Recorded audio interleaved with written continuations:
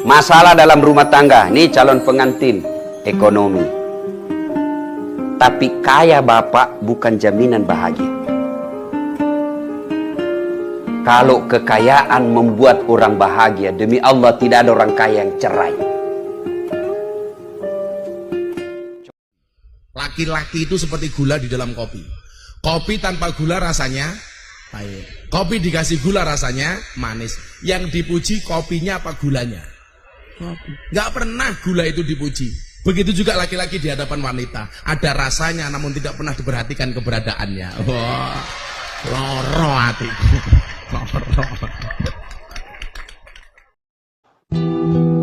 Anak yang soleh itu anak yang tahu kalau dia seorang laki-laki nanti, secantik apapun istrinya, selucu apapun anak-anaknya, sebanyak apapun harta yang dia miliki, sehebat apapun dia di mata anak buahnya, demi Allah, orang tua tidak pernah menjadi nomor 2 dalam hidup.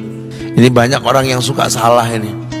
Cuma gara-gara dunia, orang tua panjang mata menanti kedatangan anak. Jangan, ya, jangan. Anak yang soleh tahu sekali, sampai kapanpun ibumu, ayahmu, sampai kapanpun. Dunia nggak membuat dia lupa ada berkah keramat dunia hidup di atas muka bumi ini.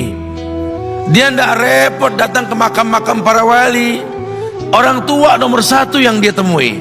Ini orang hebat. Laki-laki itu seperti gula di dalam kopi. Kopi tanpa gula rasanya pahit. Kopi dikasih gula rasanya manis. Yang dipuji kopinya apa gulanya? Nggak pernah gula itu dipuji. Begitu juga laki-laki di hadapan wanita. Ada rasanya namun tidak pernah diperhatikan keberadaannya. Wah, loro hati. Bangun karirmu, pertajam potensimu. Seriuslah kerja mumpung gak ada yang ngangenin di rumah. Bangun usaha rintis dari nol. Dengar, bisnis itu resiko tinggi. High risk, high return. Tapi kalau kamu masih jomblo, apa yang kamu takutin? Take the risk, ambil resiko, bangun usaha. Kalaupun harus habis, kamu gak ada tanggungan. Kamu tanggung jawab sendiri. Beda dengan orang yang sudah menikah, bangun usaha mikir 2 kali. Kalau sampai ngabisin duit yang ada keluarga yang harus dikasih makan. Bisa ngerti maksud saya? Justru mumpung kamu masih single, kamu bisa habis-habisan. Bangun bisnis, seriuslah, habis-habisan investasi waktu, pemikiran, tenagamu untuk bangun semua potensi yang ada di hidupmu. Kamu gak perlu takut resiko apapun, karena usahamu, kamu tanggung jawab sendiri. Kamu gak membebani siapapun. Come on, take risk anak muda.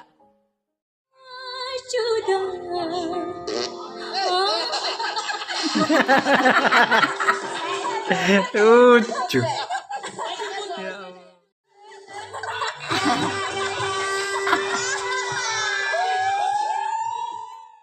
Oh, Ramji. Nah, bangunlah Resti.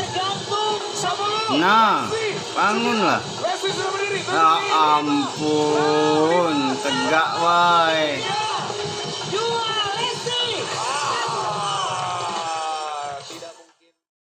Itu kadang-kadang temen ditegur ngotot. Biarin aja, yang mabok gue, yang beli minuman gue mabok di rumah gue, kenapa lu pusing? Yang judi gue, pakai duit gue, kenapa lu pusing? Yang zina gue, kenapa lu ribut? Iya, yang judi lo, yang mabok lo, yang zina lo, tapi judi, mabok, zina, maksiat mas. Kalau ini negeri kebanyakan maksiatnya, Allah marah, turun gempa bumi. Yang mampus bukan elu doang, monyong. Kalau anak kita sudah gadis tidak pakai jilbab, bisa dibayangkan bagaimana sengsaranya bapak nanti dikubur.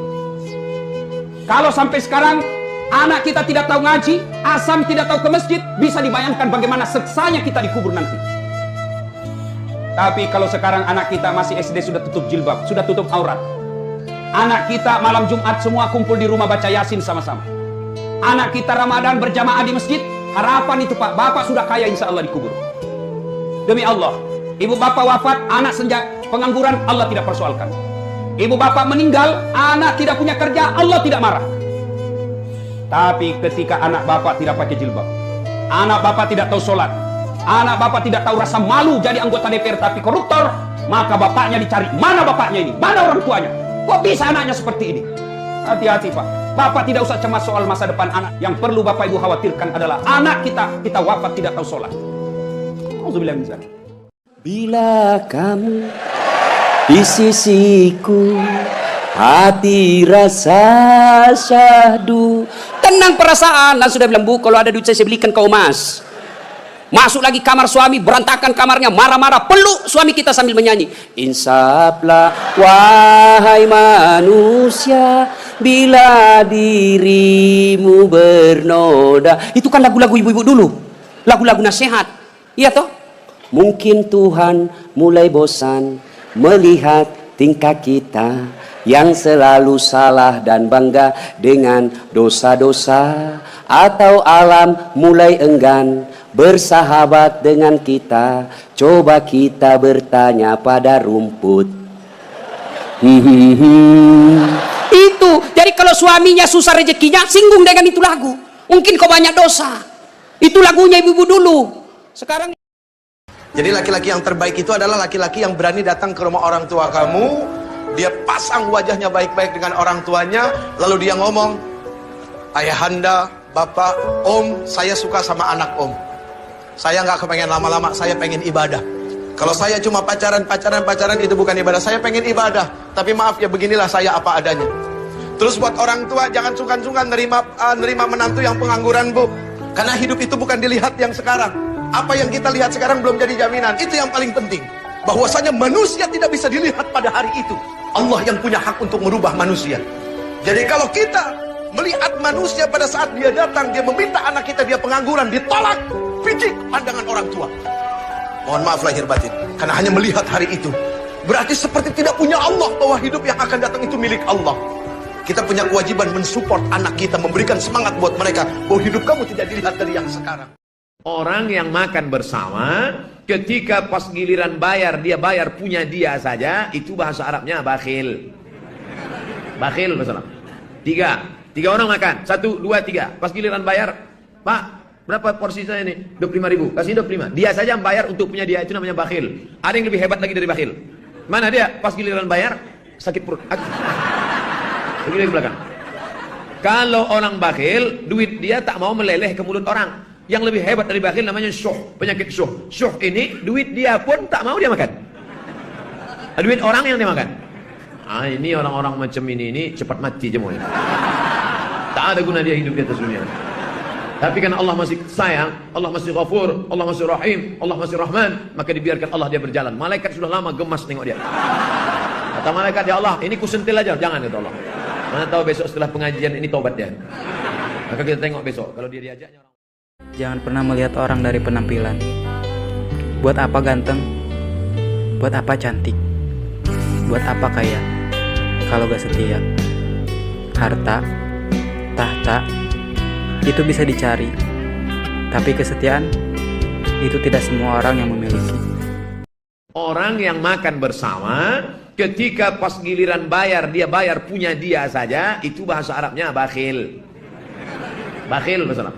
Tiga orang makan, 1, 2, 3. Pas giliran bayar, Pak, berapa porsi saya ini? 25.000, kasih 25. Dia saja yang bayar untuk punya dia, itu namanya bakhil. Ada yang lebih hebat lagi dari bakhil. Mana dia? Pas giliran bayar, sakit perut. Lagi di belakang. Kalau orang bakhil, duit dia tak mau meleleh ke mulut orang. Yang lebih hebat dari bakhil namanya syuh, penyakit syuh. Syuh ini duit dia pun tak mau dia makan. Duit orang yang dia makan. Ini orang-orang macam ini cepat mati semuanya. Tak ada guna dia hidup di atas dunia. Tapi karena Allah masih sayang, Allah masih Ghafur, Allah masih Rahim, Allah masih Rahman, maka dibiarkan Allah dia berjalan. Malaikat sudah lama gemas tengok dia. Kata malaikat, ya Allah, ini kusentil aja, jangan kata Allah. Mana tahu besok setelah pengajian ini tobat dia. Maka kita tengok besok kalau dia diajaknya orang mati. Assalamualaikum warahmatullahi wabarakatuh. Nanti hidup bro, makan roti dulu.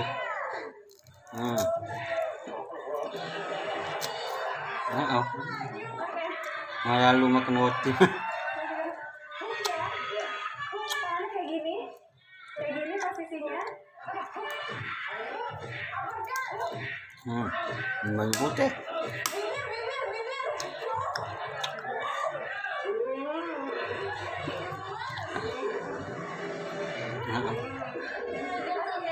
Baru lihat yang kayak gini.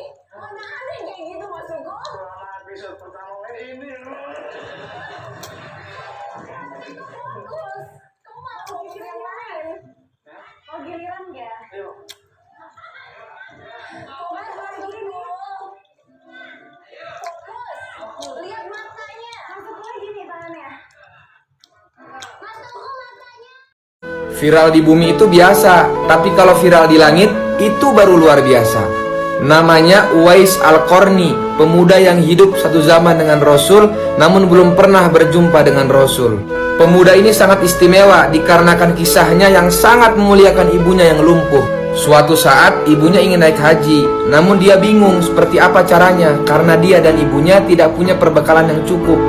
Akhirnya atas dasar kecintaan Uwais pada ibunya, dia rela menggendong ibunya dengan berjalan kaki sejauh 1000 km dari Yaman ke Mekah untuk berhaji.